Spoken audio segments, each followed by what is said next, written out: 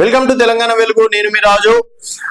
రాష్ట్రంలో ఉప ఎన్నికలు వస్తాయా రావా అన్నది మాత్రం ప్రస్తుతం ప్రశ్నార్థకంగా మారింది. ఎందుకంటే ఇప్పటికీ దాదాపుగా 3-4 నెలల నుంచి దానిపైన ఇటు సుప్రీంకోర్టు ఇక్కడ స్పీకర్ కి చెప్పడం, స్పీకర్ కూడా రీసెంట్ గా అంటే స్పీకర్ నుంచి అసెంబ్లీ కార్యదర్శి కూడా ఆ 10 మంది ఎమ్మెల్యేలకి నోటీసులు పంపించారని, తర్వాత నోటీసులు అందుకున్న వారు వెంటనే సుప్రీంకోర్టుకి ఆన్సర్ ఇవ్వాలి అని చెప్పేసి, తర్వాత 25వ తారీఖు వరకు దీని లోపల ఏదో ఒకటి స్పష్టత వచ్చేటట్లు కూడా చెయ్యాలి అని చెప్పేసి కూడా చెప్పడం అనేది కూడా జరిగింది. అది అందరికీ తెలిసిన విషయమే. అయితే నిన్న రేవంత్ రెడ్డి గారు స్టేషన్ గన్పూర్ లో సభ పెట్టడం, తర్వాత సభలో మీరంతా కడియం శ్రీహరికి అండగా నిలవాలి, నేనేదో ఎన్నికల కోసము ఈ సభ పెట్టలేదు, సో తెలంగాణ ప్రజల కోసం, స్టేషన్ గన్పూర్ ప్రజల కోసం నేను ఈ సభ పెట్టడం అనేది జరిగింది. అలాగే తెలంగాణ అభివృద్ధి మా ఏకైక లక్ష్యం, ఏకైక ధ్యేయం. సో మీరు కాంగ్రెస్ పార్టీకి అండగా ఉండాలి.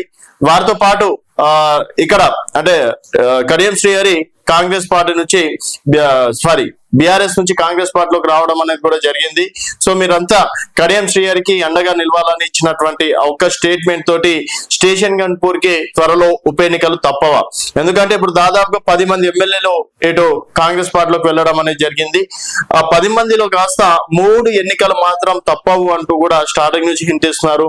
అదే విధంగా ఈ భద్రాచలం కావచ్చు, స్టేషన్ గన్పూర్ కావచ్చు, ఖైరతాబాద్ దానం నాగేందర్ది కావచ్చు, ఈ 3 పైన త్వరగా యాక్షన్ తీసుకోవాలంటే ఇటు పాడి కౌశిక్ రెడ్డి కావచ్చు, అలాగే కేటీఆర్ కూడా సుప్రీంకోర్టుని ఆశ్రయించిన సంగతి కూడా తెలిసిందే.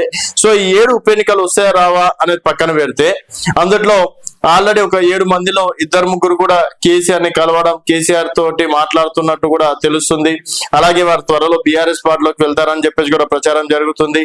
రీసెంట్ గా గద్వాల్ ఎమ్మెల్యే కూడా నా అనుమతి లేకుండా కాంగ్రెస్ నేతలు నా ఫోటో వేస్తున్నారని చెప్పేసి ఆయన చెప్పడం, తర్వాత కాంగ్రెస్ పార్టీ ఏం పార్టీ అది అని చెప్పేసి కొన్ని మాటలతోటి కూడా ఎవరు మన పటాన్చేరు ఎమ్మెల్యే కూడా మైపాల్ రెడ్డి మాట్లాడిన విషయం కూడా తెలిసిన విషయమే. సో మరి ఈ విధంగా అంటే ఒకవైపు కేసీఆర్ కి బీఆర్ఎస్ కి పాజిటివ్ గా మాట్లాడుతున్నారు, ఒకవైపు మాత్రం ఇటు కాంగ్రెస్ పార్టీలోనే ఉండి వారి పనులు వాళ్ళు చేసుకుంటున్నారు.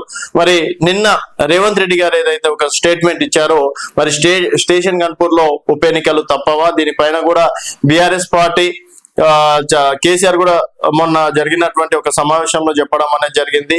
త్వరలో డెఫినెట్ గా స్టేషన్ గన్పూర్ లో ఉప ఎన్నికలు వస్తాయి, అందులో రాజయ్యని గెలిపించండి అని చెప్పేసి ఆయన స్టేట్మెంట్ ఇచ్చారు.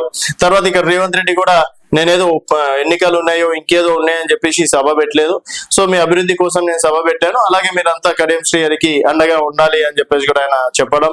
తర్వాత ఇక్కడ గ్రూప్ రాజకీయాలు అవేం లేవు, కాంగ్రెస్ పార్టీ అంతా ఒకటే, కాంగ్రెస్ పార్టీ మాటిచ్చిన వాళ్ళందరినీ కడుపులో పెట్టుకొని చూసుకుంటది అన్నట్టు కూడా కాంగ్రెస్ కార్యకర్తలకి భరోసా ఇవ్వడం అనేది జరిగింది. మరి రేవంత్ రెడ్డి మాటల్లో అంతర్యార్థం ఏముంది? నిజంగా ఇక్కడ ఉప ఎన్నికలు వచ్చే అవకాశం ఉందా? ఒకవేళ ఉప ఎన్నికలు వస్తే ఏ పార్టీ గెలవబోతుంది అనేది మీ అభిప్రాయాల కింద కామెంట్ రూపంలో తెలియజేయండి. చూస్తూనే ఉండండి తెలంగాణ వెలుగు.